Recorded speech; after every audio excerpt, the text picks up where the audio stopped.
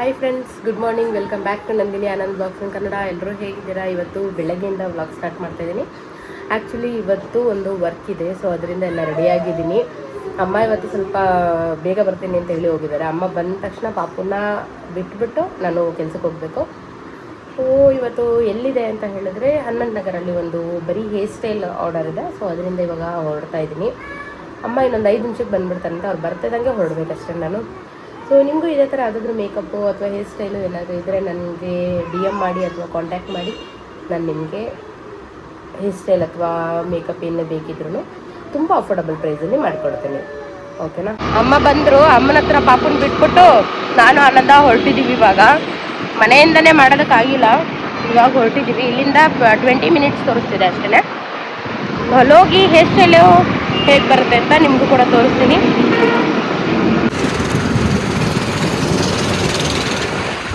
ಗಾಳಿ ಮಾತ್ರ ಸಕ್ಕತ್ತಾಗಿದೆ.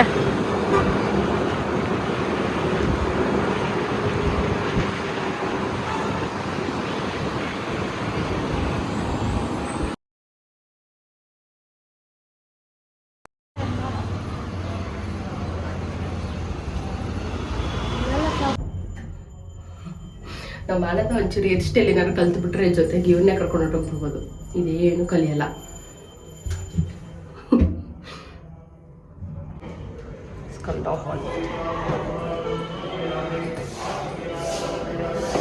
ಈ ಕಡೆ ಫಂಕ್ಷನ್ ನಡೀತಾ ಇದೆ. 9:30ಗೆ ಬರೋಕ್ಕೆ ಹೇಳಿದರು ಆ್ಯಕ್ಚುಲಿ. ಬಟ್ ಆದರೆ ಇನ್ನೂ ಏನೂ ಸ್ಟಾರ್ಟ್ ಆಗಿರಲಿಲ್ಲ. ಅಂದರೆ ಅವ್ರದ್ದೇ ಸ್ವಲ್ಪ ಪೂಜೆ ಎಲ್ಲ ಇತ್ತಂತೆ. ಸೊ ಅದೆಲ್ಲ ಕಂಪ್ಲೀಟ್ ಆದಮೇಲೆ ನೆಕ್ಸ್ಟು ಹೇರ್ ಸ್ಟೈಲ್ ಮಾಡಿಕೊಡ್ಬೇಕು ಅಂತ ಹೇಳಿದರು. ಓಕೆ ಆಯಿತು ಅಂತ ಹೇಳಿ ನಾವು ಕೂಡ ಪೂಜೆ ಎಲ್ಲ ಮಾಡ್ತಿದ್ರಲ್ಲ ಅದನ್ನೆಲ್ಲ ನೋಡಿಕೊಂಡು ಕೂತಿದ್ವಿ. ಆ್ಯಕ್ಚುಲಿ ಪೂಜೆ ಎಲ್ಲ ತುಂಬಾ ಚೆನ್ನಾಗಿ ನಡೀತಾ ಇತ್ತು. ತುಂಬ ಒಂಥರ ವಿಶೇಷವಾಗಿ ಅನ್ನಿಸ್ತು ನಮಗೂ ಕೂಡ ನೋಡಿದ್ದು. ಅಂದರೆ ಫಸ್ಟ್ ಟೈಮ್ ನಾವು ಈ ಥರ ಎಲ್ಲ ಪೂಜೆ ನೋಡಿದ್ದು. ಹೋಮ ಇದೆಲ್ಲ ನೋಡಿದ್ವಿ, ಬಟ್ ಈ ಥರ ಒಂದು ಪೂಜೆ ಅಂದರೆ ಅದೇನು ಹೆಸರು ಅಂತ ಗೊತ್ತಿಲ್ಲ ನಮಗೆ. ಎಸ್ಪೆಷಲಿ ಪ್ರೆಗ್ನೆನ್ಸಿ ಟೈಮಲ್ಲಿ ಈ ಒಂದು ಪೂಜೆ ಮಾಡ್ತಾರಂತೆ. ಆ್ಯಕ್ಚುಲಿ ಅದೇನು ಅಂತ ನಾವು ತಿಳ್ಕೊಳ್ಳೋಣ ಅಂತ ಅಂದ್ಕೊಂಡೆ. ಬಟ್ ಆದರೆ ಅಲ್ಲಿ ಅವರು ಪೂಜೆ ಎಲ್ಲ ಮುಗಿಸಿ ಆಮೇಲೆ ಹೇರ್ ಸ್ಟೈಲಿಗೆ ಬರೋದು ಲೇಟ್ ಆಗುತ್ತೆ ಅಂತ ಹೇಳಿ ನಾನೇನು ಕೇಳೋಕ್ಕೆ ಹೋಗಿಲ್ಲ. ಬಟ್ ತುಂಬಾ ಚೆನ್ನಾಗಿ ಮಾಡಿದ್ರು ಗೊತ್ತಾ. ಒಂಥರ ಖುಷಿ ಆಯಿತು ಅದೆಲ್ಲ ಪೂಜೆ ಎಲ್ಲ ನೋಡಿ. ಸೊ ಅದೆಲ್ಲ ನೋಡಿ ಹಾಗೆ ನಾನು ಮತ್ತು ಆನಂದ ಇಬ್ಬರು ಕೂಡ ಒಂದೇ ಒಂದಂಗೆ ಒಂದು ಸೆಲ್ಫಿ ವಿಡಿಯೋ ಮಾಡ್ಕೊಂಡ್ವಿ. ಸೆಲ್ಫಿ ವಿಡಿಯೋ ಮಾಡ್ಕೊಂಡ್ಮೇಲೆ ಅವರು ಬನ್ನಿ ಟಿಫನ್ ಮಾಡೋರಂತೆ ಅಂತ ಹೇಳಿ ಟಿಫನ್ಗೆ ಕರ್ಕೊಂಡೋದ್ರು. ಸೊ ಆ್ಯಕ್ಚುಲಿ ಟಿಫನಲ್ಲಿ ಬಂದು ಇಡ್ಲಿ, ಸಾಂಬಾರು, ಚಟ್ನಿ ಮತ್ತು ಖಾರ ಪೊಂಗಲ್ ಕೇಸರಿ ಬಾತ್ ಇತ್ತು.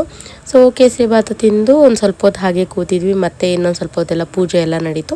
ಅದಾದಮೇಲೆ ಬಂದರು. ಅವ್ರು ಬಂದಮೇಲೆ ಈ ಥರ ಹೇರ್ ಸ್ಟೈಲ್ ಮಾಡಿದ್ದೀನಿ. ಹೇಗಿದೆ ಹೇರ್ ಸ್ಟೈಲು? ಚೆನ್ನಾಗಿದೆ ಅಲ್ಲ? ತುಂಬಾ ಸಪೋರ್ಟ್ ಮಾಡಿದ್ರು ಅವರು ಕೂಡ ಅಷ್ಟೇ. ಸೊ ಅವರು ಆ್ಯಕ್ಚುಲಿ ಅವ್ರಿಗೆ ಮೇಕಪ್ ಬರುತ್ತಂತೆ. ಸೊ ಅದರಿಂದ ಅವರೇನು ಮೇಕಪ್ ಎಲ್ಲ ಮಾಡಿಸ್ಕೊಂಡಿಲ್ಲ. ನಾವೇ ಮೇಕಪ್ ಮಾಡ್ಕೊಳ್ತೀವಿ. ಜಸ್ಟ್ ನನಗೊಂದು ಹೇರ್ ಸ್ಟೈಲ್ ಒಂದು ಮಾಡಿಕೊಡಿ ಅಂತ ಹೇಳಿದ್ರು. ಓಕೆ ಆಯಿತು ಅಂತ ಹೇಳಿ ಹೇರ್ ಸ್ಟೈಲ್ ಒಂದು ಮಾಡಿಕೊಟ್ಟಿದ್ದೀನಿ. ಹೇರ್ ಸ್ಟೈಲ್ ಜೊತೆಗೆ ಸ್ಯಾರಿ ಅವರೇ ಆಲ್ರೆಡಿ ಪ್ರೀಪ್ಲೇಟ್ ಎಲ್ಲ ಮಾಡ್ಕೊಂಬಂದ್ರು. ಜಸ್ಟ್ ಪಿನ್ನಿಂಗ್ ಒಂದು ಮಾಡಿಕೊಟ್ಟೆ ಅಷ್ಟೇ. ಸೊ ಅದಾದಮೇಲೆ ಇವಾಗ ಮನೆಗೆ ಹೊರಡೋಣ ಅಂತ ಅಂದ್ಕೊಂಡ್ವಿ. ಬಟ್ ಆದರೆ ಅವರು ಊಟ ಮಾಡ್ಕೊಂಡು ಹೋಗಲೇಬೇಕು ಅಂತ ಹೇಳಿ ಅಲ್ಲೇ ಕೂರಿಸಿದ್ರು. ಸೊ ಒಂದು ಸ್ವಲ್ಪ ಹೊತ್ತು ಕೂತಿದ್ವಿ ನಾವು ಎಲ್ಲ. ಅವರು ಮಾಡ್ತಾಯಿದ್ದಂಥ ಪ್ರೋಗ್ರಾಮ್ಸ್ ಅದೆಲ್ಲ ನೋಡಿದ್ವಿ. ತುಂಬಾ ಚೆನ್ನಾಗಿ ಅರೇಂಜ್ ಮಾಡಿದರು. ಆ್ಯಕ್ಚುಲಿ ಅವ್ರದ್ದು ಪುರೋಹಿತರ ಫ್ಯಾಮಿಲಿ.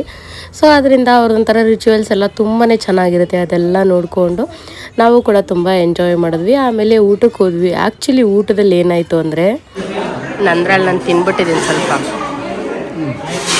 ಆ್ಯಕ್ಚುಲಿ ನನಗೆ ಗೊತ್ತಿಲ್ಲ, ಇವ್ರ ಕಡೆ ತುಪ್ಪ ಬಡಿಸೋರ್ಗೂ ತಿನ್ನಬಾರ್ದು ಅಂತ ನಾನು ತಿಂತಾ ಇದ್ದೀನಿ. ಈಗ ಊಟ ಮುಗಿಸ್ಕೊಂಡು ಮನೆಗೆ ಹೋಗುವಂಥ ಟೈಮು. ಆ್ಯಕ್ಚುಲಿ ನನಗಂತೂ ಊಟ ಮಾಡೋ ಟೈಮಲ್ಲಿ ಸಿಕ್ಕಾಬಿಟ್ಟೆ ನಗ್ದು ಸಾಕಾಯಿತು. ಯಾಕಪ್ಪ ಅಂತ ಹೇಳಿದ್ರೆ ಊಟ ಬಡಿಸ್ತಾ ಇದ್ರು. ಸೊ ಜನರಲಾಗಿ ಹೇಗಿರುತ್ತೆ ಹೇಳಿ, ನಾವೆಲ್ಲ ಊಟಕ್ಕೆ ಹೋದಾಗ ಸೊ ಊಟ ಒಂದೊಂದೇ ಬಡಿಸ್ತಾ ಇರ್ತಾರೆ. ಫಸ್ಟು ಪಾಯಸ, ಉಪ್ಪು ಮತ್ತು ಉಪ್ಪಿನಕಾಯಿ ಈ ಥರ ಬಡಿಸ್ತಾ ಇರ್ತಾರೆ. ನಾವು ಜನರಲಾಗಿ ತಿಂತಾ ಹೋಗ್ತೀವಿ ಒನ್ ಬೈ ಒನ್. ಆ್ಯಕ್ಚುಲಿ ಇಲ್ಲಿ ಏನಾಯ್ತಪ್ಪ ಅಂತ ಹೇಳಿದ್ರೆ ಅವರು ಒನ್ ಬೈ ಒನ್ ಬಡಿಸ್ತಾ ಇದ್ದಾರೆ. ನಾನು ಆನಂದ ತಿಂತಾ ಇದ್ದೀವಿ. ಎಲ್ಲರೂ ಸುಮ್ಮನೆ ಕೂತಿದ್ದಾರೆ. ಆ್ಯಕ್ಚುಲಿ ನಾನು ಪಾಯಸ ಮತ್ತು ಒಂದು ಪಲ್ಯ ಏನಿಟ್ಟಿದ್ರು ಅದು ತಿನ್ನೋವರೆಗೂ ನಾನು ಅಬ್ಸರ್ವ್ ಮಾಡಿಲ್ಲ ಆ ಕಡೆ ಈ ಕಡೆ. ಬಟ್ ನೋಡಿದ್ರೆ ಎಲ್ಲರೂ ಕೂತಿದ್ದಾರೆ. ಇದ್ಯಾಕೆ ಎಲ್ಲರೂ ಹೀಗೆ ಕೂತಿದ್ದಾರಲ್ಲ ಅಂತ ನೋಡಿದ್ರೆ ಅವ್ರು ಯಾರೂ ಊಟನೇ ಮಾಡ್ತಾಯಿಲ್ಲ. ನಾನು ಆಮೇಲೆ ಚಿತ್ರಾನ್ನ ಬಡಿಸಿದ್ರು. ಚಿತ್ರಾನ್ನೂ ತಿನ್ನೋಕ್ಕೆ ಸ್ಟಾರ್ಟ್ ಮಾಡಿಬಿಟ್ಟೆ ನಾನು. ಆಮೇಲೆ ನೋಡಿದ್ರೆ ಇನ್ನೂ ಯಾರೂ ತಿಂತಾಯಿಲ್ಲ. ಇದ್ಯಾಕೆ ಇವ್ರು ಯಾರೂ ತಿಂತಲ್ಲ? ಆನಂದ ಅಲ್ಲಿ ನೋಡು, ಇವ್ರು ಯಾರೂ ಊಟನೇ ಮಾಡ್ತಾಯಿಲ್ಲ. ಇದ್ಯಾಕೆ ಹಿಂಗೆ ಕೂತಿದ್ದಾರಲ್ಲ? ಏನಾದರೂ ಪೂಜೆ ಗೀಜೆ ಮಾಡ್ತಾರ ಊಟಕ್ಕೆ ಮುಂಚೆನೂ ಅಂತ ನಾನು. ಆಮೇಲೆ ನೋಡಿದ್ರೆ ಸರಿ ಅಂತ ಆನಂದ ಆವಾಗ ಅಬ್ಸರ್ವ್ ಮಾಡ್ತಾನೆ. ಹೌದಲ್ಲ, ನಾವಿಬ್ಬರೇ ತಿಂತಾ ಇರೋದು, ಯಾಕೆ ಮತ್ತು ಏನು ಮಾಡೋದು ಅಂತ ಪಾಪ ಆನಂದ ತಿಂತಾಯಿದ್ದನು ಸೈಲೆಂಟ್ ಆಗಿಬಿಟ್ರೆ. ನಾನು ಸುಮ್ಮನೆ ಕೂತ್ಕೊಂಡ್ಬಿಟ್ಟೆ. ಆಮೇಲೆ ಒಂದು ನಿಮಿಷ ನೋಡಿದ್ವಿ, ಆಮೇಲೆ ಬಿಸಿ ಬಿಸಿ ಬಜ್ಜಿ ಹಾಕಿದ್ರು. ಬಜ್ಜಿ ಸ್ಮೆಲ್ ಅಂತ ಗಮ್ ಅಂತ ಇದೆ, ನನಗೆ ತಿನ್ನಬೇಕು ಅನಿಸ್ತಾ ಇದೆ. ಬಟ್ ಯಾರೂ ಇನ್ನೂ ಎಲೆ ಇದೇ ಕೈಯೇ ಆಗ್ತಾಯಿಲ್ಲ. ಇದ್ಯಾಕಪ್ಪ ಇವರು ಏನು ತಿಂತಾನೆ ಇಲ್ಲ ಅಂತ ಕೂತಿದ್ವಿ. ಹಂಗೂ ತಡೆಯೋಕ್ಕಾಗ್ದಿರ ಪಕ್ಕದಲ್ಲಿ ಒಬ್ಬರು ಕೂತಿದ್ರು, ಅಂದರೆ ಅವರು ಏನು ಬ್ರೈಡ್ ಇದ್ದಾರಲ್ಲ ಅವ್ರ ತಮ್ಮ ಒಬ್ಬರು ಕೂತಿದ್ರು. ಅವ್ರನ್ನ ನಾನು ಕೇಳಿದೆ, ಯಾಕೆ ಯಾರು ಏನು ತಿಂತಾ ಇಲ್ಲ ಅಂದೆ. ಇಲ್ಲ, ನಮ್ಮ ಕಡೆ ತುಪ್ಪ ಬಡಿಸೋವರೆಗೂ ಏನು ತಿನ್ನಬಾರ್ದು ಅಂತ ಅಂದರು. ಅಯ್ಯೋ, ನಾವು ತಿಂತಾಯಿದ್ದೀವಿ ಆಲ್ರೆಡಿ, ಏನು ತೊಂದರೆ ಇಲ್ಲ ಅಲ್ವಾ ಅಂದೆ. ಇಲ್ಲ ಇಲ್ಲ, ಆ ಥರ ಏನಿಲ್ಲ, ನಮ್ಮ ಕಡೆ ಪುರೋಹಿತರಲ್ಲಿ ನಾವೆಲ್ಲ ತಟ್ಟೆಗೆ ಹಾಕಿದ್ಮೇಲೆ ತುಪ್ಪ ಬಡಿಸೋವರೆಗೂ ನಾವೇನು ತಿನ್ನಂಗಿಲ್ಲ ಅಂತ ಅಂದರು.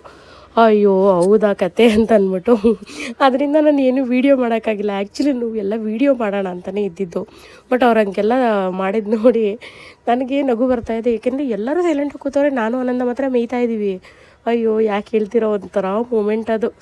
ಹೆಂಗಿತ್ತು ಗೊತ್ತಾ, ನಮ್ಮ ಮನೆಗೆ ಬಂದು ಹೇಳಿದೆ ಹಿಂಗೆಲ್ಲ ಆಯ್ತಮ್ಮ ಅಂತ ನಗಿತಾ ಇದ್ರು ನಮ್ಮ ಮನೇಲಿ ಎಲ್ಲರೂ ಕೂಡ. ನೋಡ್ಕೋಬೇಕಲ್ವ ಹೆಂಗಿರಬೇಕು ಅಂತ, ಅವ್ರು ಏನು ಅಂದ್ಕೊಳ್ಳಲ್ಲ ಅಂತ ಇದ್ರು ನಮ್ಮ ಮನೇಲಿ. ಹೇಳ್ದೆ ನಾನು, ಏನೂ ಪರವಾಗಿಲ್ಲ, ಗೊತ್ತಿಲ್ಲ ಅಲ್ವಾ ನಿಮಗೆ ಅಂತಂದರು. ಬಟ್ ಊಟ ಎಲ್ಲ ತುಂಬಾ ಚೆನ್ನಾಗಿತ್ತು. ಇನ್ನೊಂದು ಅವರು ತುಂಬ ಬೇಕಾಗಿರೋರು ಕೂಡ, ಸೊ ಅದರಿಂದ ಏನು ಅಂದ್ಕೊಳ್ಳಲ್ಲ ಅಂತ ನಮಗೆ ನಾವೇ ಅಂದ್ಕೊಂಡು ಆಮೇಲೆ ಸರಿ ಅಂತ ಹೇಳಿ ಮನೆಗೆ ಬಂದ್ವಿ. ಮನೆಗೆ ಬರ್ತಿದ್ದಂಗೆ ಗೊಂಬೆ ನನಗೆ ಬರ್ಗರ್ ಮಾಡಿಕೊಡು ಅಂತ ಕೇಳ್ತಾಯಿದ್ಲು. ಸೊ ಓಕೆ, ಬರ್ಗರ್ ಮಾಡಬೇಕು ಅಂತ ಹೇಳಿದ್ರೆ ನಮ್ಮ ಮನೇಲಿ ಎಲ್ಲ ಆಲ್ಮೋಸ್ಟ್ ಇದೆ. ಸೊ ಅದರಿಂದ ಜಸ್ಟ್ ಬನ್ನೊಂದು ತರಿಸ್ಕೊಂಡೆ ಅಷ್ಟೇ. ಬನ್ನು ಮತ್ತು ಆಲೂ ಟಿಕ್ಕಿ ಔಟ್ಸೈಡೇ ತರಿಸ್ಕೊಂಡೆ.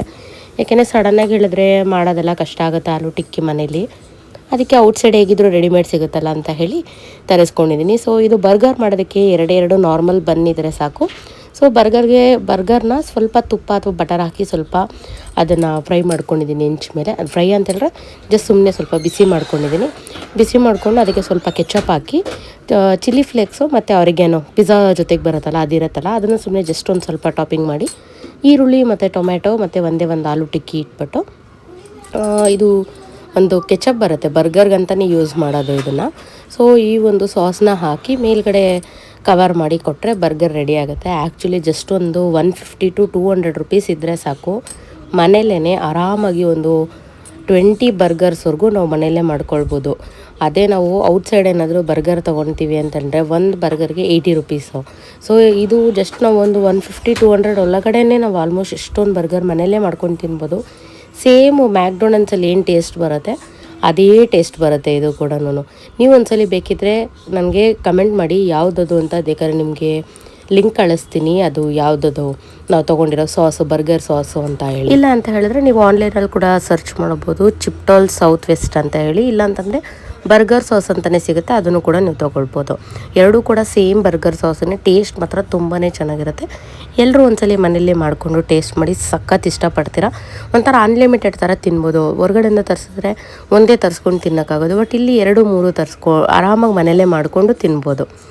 ಸೊ ಇದಾಗಿತ್ತು ಒಂದು ಪುಟಾಣಿ ವ್ಲಾಗ್. ಇಷ್ಟ ಆಗಿದ್ದರೆ ಲೈಕ್ ಮಾಡಿ. ಯಾರ್ಯಾರಿಗೆ ಇದೇ ಥರ ಮೇಕಪ್ ಆರ್ಟಿಸ್ಟ್ ಆಗಿರೋರಲ್ಲಿ ಯಾರಿಗಾರು ಈ ಥರ ಏನಾದರೂ ಯುನೀಕ್ ಎಕ್ಸ್ಪೀರಿಯೆನ್ಸ್ ಏನಾದರೂ ಆಗಿದ್ದರೆ ಶೇರ್ ಮಾಡ್ಕೊಳ್ಳಂಗಿದ್ರೆ ಶೇರ್ ಮಾಡ್ಕೊಳ್ಳಿ ನೀವು ಕೂಡ, ಓಕೆನಾ. ನೆಕ್ಸ್ಟ್ ಯಾವುದಾದ್ರೂ ಒಂದು ಹೋಮ್ ಮೇಡ್ ರೆಸಿಪಿ ಏನಾದರೂ ಮಾಡೋಣ ಅಂತ ಅಂದ್ಕೊಂಡಿದ್ದೀನಿ. ಸೊ ಯಾವ್ದು ಮಾಡೋದು ಅಂತ ಯೋಚನೆ ಮಾಡ್ತಾಯಿದ್ವಿ. ಯಾವ್ದು ಮಾಡೋದು ಅಂತ ನಿಮ್ಗೇನಾದರೂ ಗೊತ್ತಿದ್ದರೆ ಕಮೆಂಟ್ ಮಾಡಿ, ಅದನ್ನು ಟ್ರೈ ಮಾಡ್ತೀನಿ, ಓಕೆನಾ. Thank you so much. ಹೀಗೆ ಎಲ್ಲರೂ ಸಪೋರ್ಟ್ ಮಾಡ್ತಾಯಿರಿ. Thanks for watching. Nandini Anand vlogs in Kannada. ಎಲ್ಲರೂ ಹೀಗೆ ಸಪೋರ್ಟ್ ಮಾಡ್ತಾಯಿರಿ. Thank you so much. Burger ಹೇಗೆ ಮಾಡೋದು ಅಂತ ಡೀಟೇಲಾಗಿ ಏನಾದರೂ ಬೇಕಿತ್ತು ಅಂದರೆ ಬರ್ಗರ್ ಅಂತ ಕಮೆಂಟ್ ಮಾಡಿ, ನಾನು ಡೀಟೇಲಾಗಿ ಮತ್ತೊಂದು ವ್ಲಾಗ್ ಮಾಡ್ತೀನಿ.